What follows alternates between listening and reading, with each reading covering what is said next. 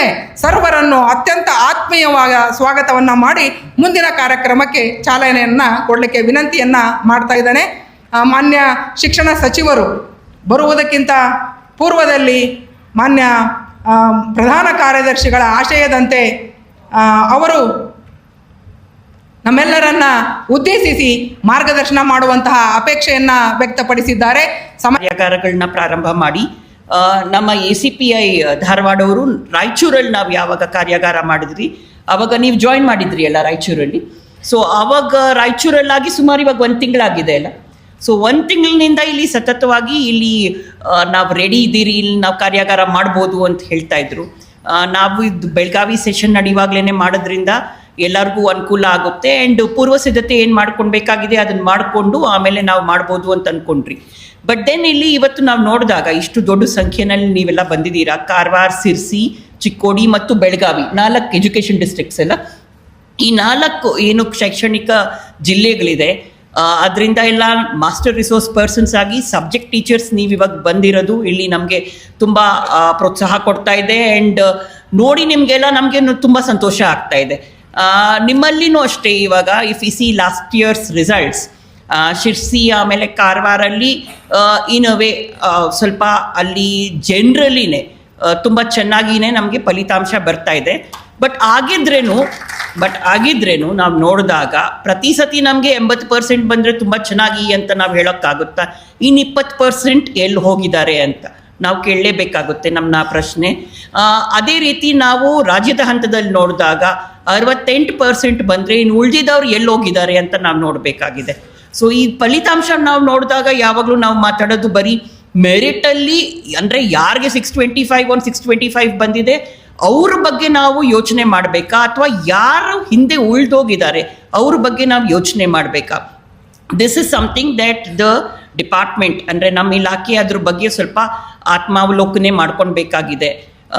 ಪ್ರತಿ ವರ್ಷ ನಮ್ಮ ಇಲಾಖೆಯಲ್ಲಿ ಅಂದರೆ PUC ಆಮೇಲೆ SSLC 2 ಸೇರ್ಪಡೆ ಮಾಡಿದ್ರೆ ಸುಮಾರು 4 ರಿಂದ 5 ಲಕ್ಷ ಯುವಕರು ನಮ್ಮ ಜೊತೆನೇ ಉಳ್ಕೊಂಡು ಬಿಡ್ತಾರೆ.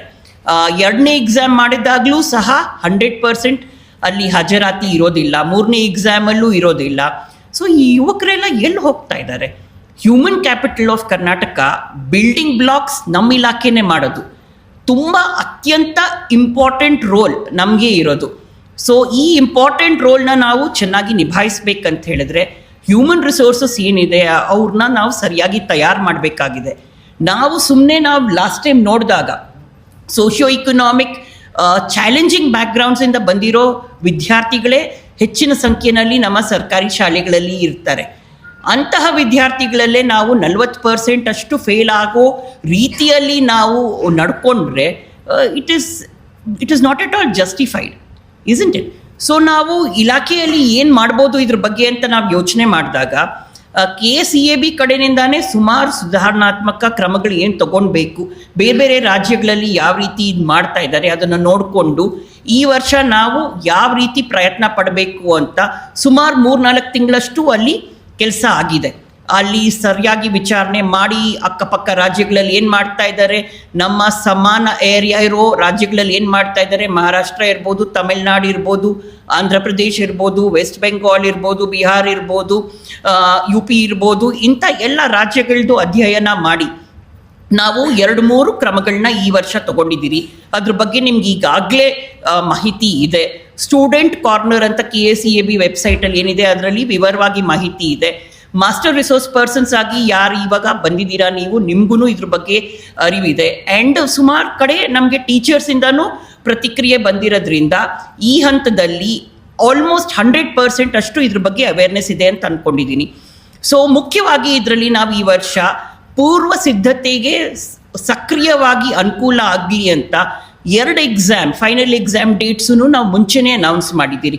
ಅದ್ರ ಬಗ್ಗೆ ನಿಮಗೆ ಈಗಾಗಲೇ ಮಾಹಿತಿ ಇದೆ. ಅದಲ್ಲದೆ ನಾವು 4 ಪ್ರಿಪ್ರೇಟರಿ ಎಕ್ಸಾಮ್ಸ್ದು ಡೇಟ್ಸ್ನ ಅನೌನ್ಸ್ ಮಾಡಿದ್ದೀರಿ. 4 ಅಲ್ಲ ಪ್ರಿಪ್ರೇಟರಿ ಎಕ್ಸಾಮ್ಸು, 3ನಾ?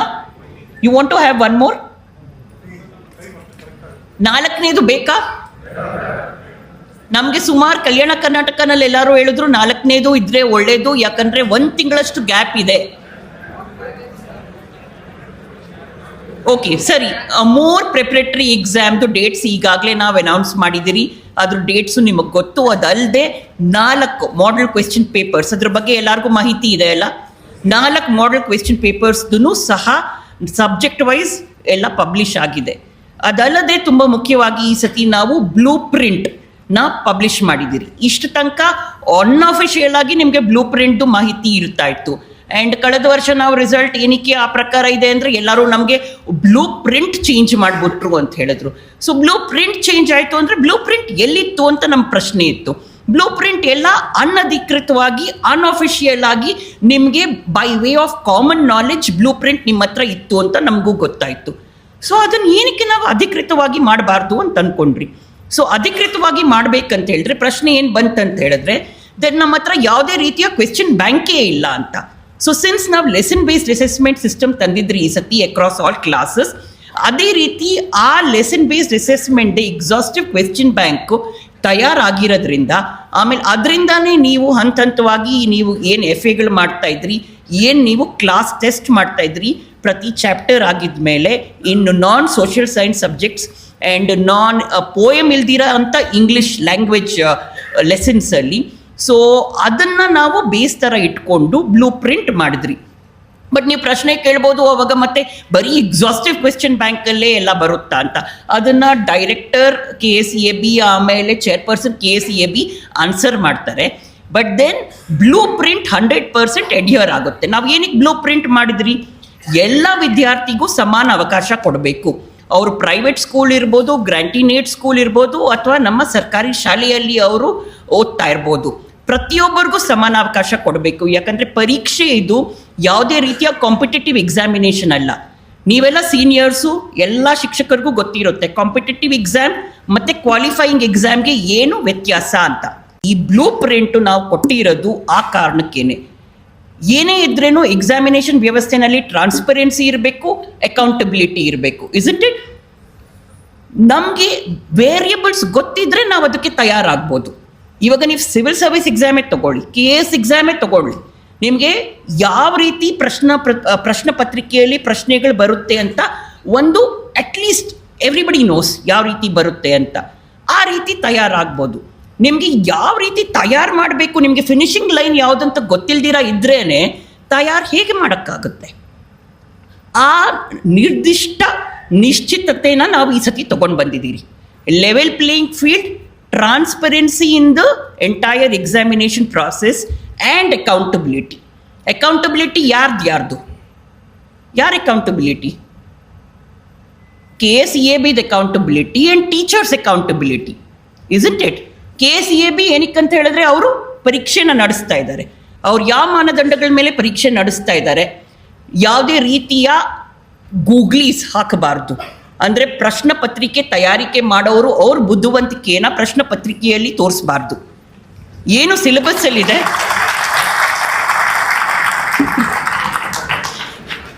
ಹೌದಾ, ಆ ಪ್ರಕಾರ ಆಗ್ತಾ ಇತ್ತಾ?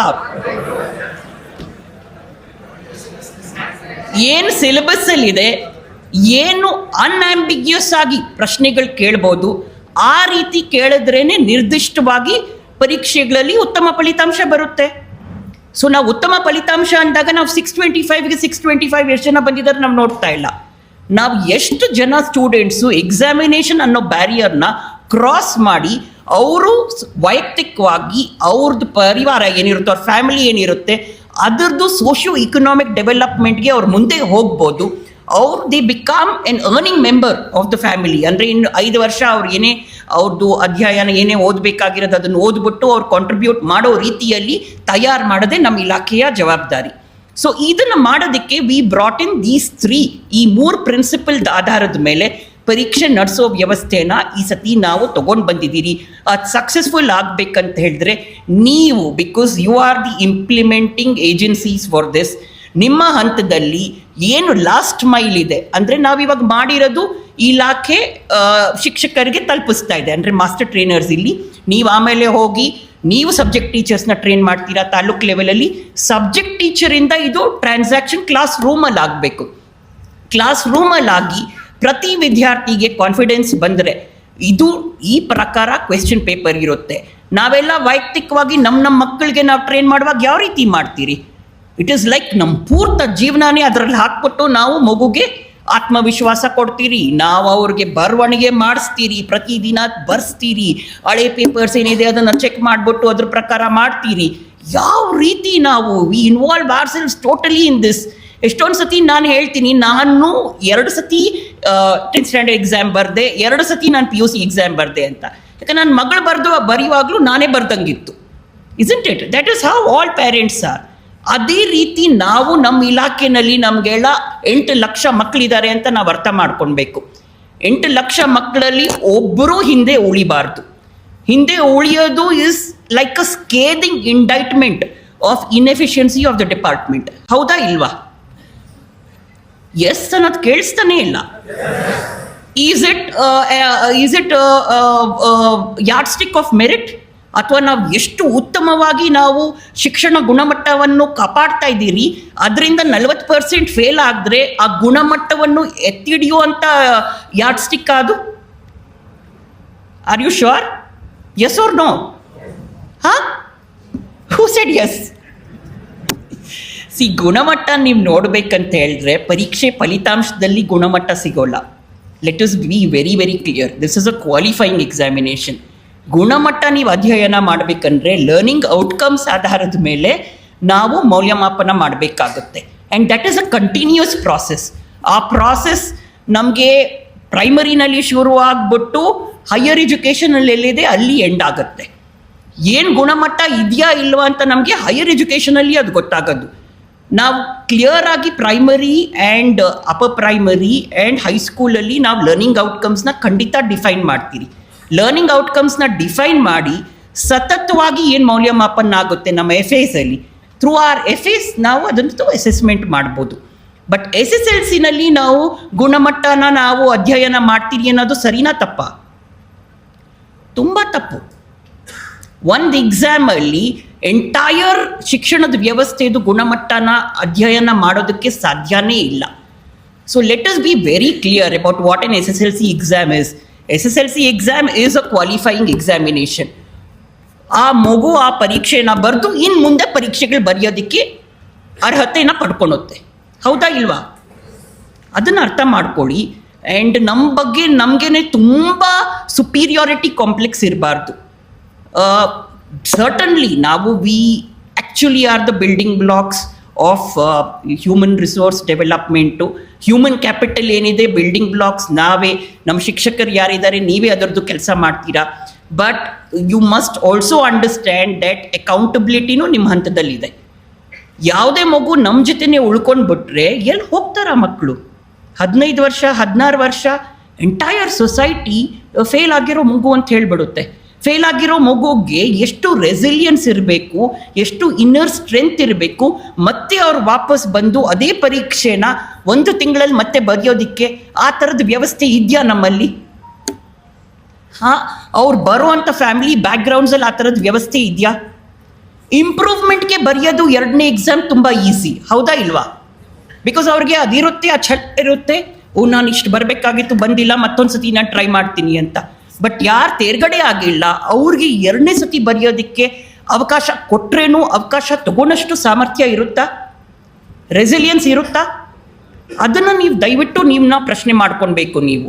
ಸೊ ಫಸ್ಟ್ ಎಕ್ಸಾಮಲ್ಲಿ 100% ರಿಸಲ್ಟ್ಸ್ ತೊಗೊಳೋದು ನಮ್ಮ ಗುರಿ ಆಗಿರಬೇಕು. 100% ರಿಸಲ್ಟ್ ಅಂತ ಹೇಳಿದ್ರೆ ನೀವು no child should be left behind. ಅದನ್ನೇ that is the entire motto on which you have to work. ನೀವಿವಾಗ ಕಾನ್ಫಿಡೆನ್ಸ್ ಕೊಡ್ತೀರಾ, ವಾಪಸ್ ಹೋಗ್ಬಿಟ್ಟು ಬ್ಲೂ ಪ್ರಿಂಟ್ ಆಧಾರದ ಮೇಲೆ ಯಾವ ರೀತಿ ಪ್ರಶ್ನೆಗಳು ಬರುತ್ತೆ, ಮಾಡೆಲ್ ಕ್ವೆಶ್ಚನ್ ಪೇಪರ್ಸ್ನ ಸತತವಾಗಿ ಅಭ್ಯಾಸ ಮಾಡಿಸ್ತೀರಾ, ಪ್ರತಿದಿನ ಬರೆಸ್ತೀರಾ. ಇಂಗ್ಲೀಷ್ ಮತ್ತು ಕನ್ನಡ, ನಮ್ಮಲ್ಲಿ ಕನ್ನಡ 125 ಮಾರ್ಕ್ಸ್ಗೆ ಇರೋದ್ರಿಂದ ಹೆಚ್ಚು ಅಭ್ಯಾಸ ಮಾಡಿಸ್ಬೇಕಾಗಿರೋದ್ರಿಂದ ಕನ್ನಡದಲ್ಲೇ ಫೇಲ್ ಆಗಿ ಮಕ್ಕಳು ಫೇಲ್ ಆಗ್ತಾ ಇದ್ದಾರೆ. So that is also something very sad. ನಮ್ಮ ಮಾತೃಭಾಷೆ, ನಮ್ಮ ರಾಜ್ಯದ ಭಾಷೆ, ಅದರಲ್ಲಿ ಮಕ್ಕಳು ಫೇಲ್ ಆಗಿ ಪರೀಕ್ಷೆ ಫೇಲ್ ಆಗ್ತಾ ಇದ್ರೆ ತುಂಬ ತುಂಬ ಅದು ಕಷ್ಟ ನಮಗೆ ಸಹಿಸೋದು. ಸೊ ಹೋಗಿ ಬರೆಸ್ತೀರಾ ನೀವು?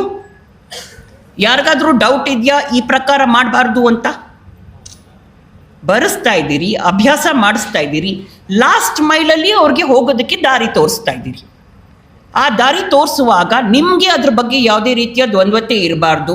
ನಿಮಗೆ ಅದ್ರ ಬಗ್ಗೆ ಏನೇ ಹಿಂಜರಿಗೂ ಅಥವಾ ನೀವು ಹೆಸಿಟೇಟ್ ಮಾಡಬಾರ್ದು. CAB ಅವರು ನಿಮಗೆ ಹೇಳ್ತಾರೆ, ನಾವು ಡಿಸ್ಟ್ರಿಕ್ಟ್ ವೈಸ್ ರ್ಯಾಂಕಿಂಗ್ ಕೊಡಲ್ಲ, ನಾವು ಸ್ಕೂಲ್ ವೈಸ್ ರ್ಯಾಂಕಿಂಗ್ ಕೊಡ್ತೀವಿ. ಆಮೇಲೆ ಯಾವ್ಯಾವ ಶಾಲೆಗಳು 100% ರಿಸಲ್ಟ್ ನಮಗೆ ಕೊಡುತ್ತೆ, ಖಂಡಿತ ಅಲ್ಲಿ ನಾವು ಟೀಚರ್ ಇನ್ಸೆಂಟಿವೈಸೇಷನ್ ಪ್ರೋಗ್ರಾಮ್ ತೊಗೊಂಡು ಬಂದಿದ್ದೀರಿ. ಶಾಲೆಗೂ ನಾವು we will reward the school also. ಆಮೇಲೆ ನಾವು ಅಲ್ಲಿ ಟೀಚರ್ಸ್ ಯಾರು 100% ರಿಸಲ್ಟ್ ತೊಗೊಂಡು ಬರೋದಕ್ಕೆ ಶ್ರಮಿಸಿದ್ದಾರೆ ಅಂಥವ್ರಿಗೂ ನಾವು ರೆಕಗ್ನಿಷನ್ ಕೊಡ್ತೀರಿ. ಇನ್ಸೆಂಟಿವೈಸೇಷನ್ ಪ್ರೋಗ್ರಾಮ್ ಸದ್ಯದಲ್ಲೇ ನಾವು ತೊಗೊಂಡು ಬರ್ತಾ ಇದ್ದೀರಿ. ನಿಮ್ಮ ಕಡೆ ಎಲ್ಲರಿಂದನೂ ನಮಗೆ ಆಶ್ವಾಸನೆ ಬೇಕಿವತ್ತು ದ್ಯಾಟ್ ನೀವು ಹೋಗ್ಬಿಟ್ಟು ನೀವು 100% ಇದ್ರ ಮೇಲೆ ನೀವು ಕಾನ್ಸಂಟ್ರೇಟ್ ಮಾಡಿ, ನೀವು ಕೆಲಸ ಮಾಡಿ. You will make all our students confident. ಅವ್ರಿಗೆ ಯಾವುದೇ ರೀತಿಯ ಪ್ರೆಷರ್ ಇಲ್ದಿರ ಅವ್ರ ಪರೀಕ್ಷೆ ವ್ಯವಸ್ಥೆಯಲ್ಲಿ ಹಾಜರಾಗಿ, ನಮಗೆ ಹಾಜರಾತಿ ಈಸ್ ಆಲ್ಸೋ ವೆರಿ ಇಂಪಾರ್ಟೆಂಟ್. ನೀವೆಲ್ಲ ಲೆಕ್ಕ ತೋರಿಸ್ತೀರಾ, ಬಟ್ ಆ ಲೆಕ್ಕಕ್ಕೆ ನಾವು ವಾಪಸ್ಸು ಸ್ಕೂಲ್ ವೈಸ್ ಬಂದರೆ there is a difference of 10 ಅಲ್ಲ, ಅಟ್ಲೀಸ್ಟ್ 10ರಿಂದ 20 ಡಿಫ್ರೆನ್ಸ್ ಇದ್ದೇ ಇದೆ. ನಾವು ಈ ಸತಿ ನಿಮಗೆ ಕೇಳ್ತೀರಿ ಎಲ್ಲಿ ಆ ಮಕ್ಕಳೆಲ್ಲ ಅಂತ. Let us be very clear, ಈ ಸತಿ ಮಕ್ಕಳು ಎಲ್ಲಿ ಹೋಗ್ತಾ ಇದ್ದಾರೆ, ಇರೋ ಮಕ್ಕಳೆಲ್ಲ ನೋಂದಣಿ ಆಗ್ತಾ ಇದ್ದಾರಾ, ಇರೋರು ಯಾರಾದರೂ ನೋಂದಣಿ ಆಗ್ತಾ ಇದ್ದಾರಾ? ಸೊ ಅದ್ರ ಬಗ್ಗೆನೂ ನಾವು ನೋಡಬೇಕು. ಸೊ ಅಕೌಂಟಬಿಲಿಟಿ ಸ್ಟೇಟ್ಮೆಂಟ್ ಈ ಸತಿ is very clear. It starts with us and it ends with you. So ಆ ರೀತಿ ನಾವು ಮಾಡ್ತಾ ಇರೋದ್ರಿಂದ 100% ಆಗಿ ನೀವು ಇನ್ವಾಲ್ವ್ ಆಗಿ, ನೀವು ಇದ್ರ ಬಗ್ಗೆ ಏನೇ ನಿಮಗೆ ಡೌಟ್ಸ್ ಇದ್ರೂ ಇವತ್ತು individual subject wise workshop class ರೂಮ್ಸಲ್ಲಿ ನೀವು ಕೇಳ್ಬೋದು, ನಾವು ಅಲ್ಲಿ ಬರ್ತೀರಿ, ಅಲ್ಲಿ we can talk further. Thank you.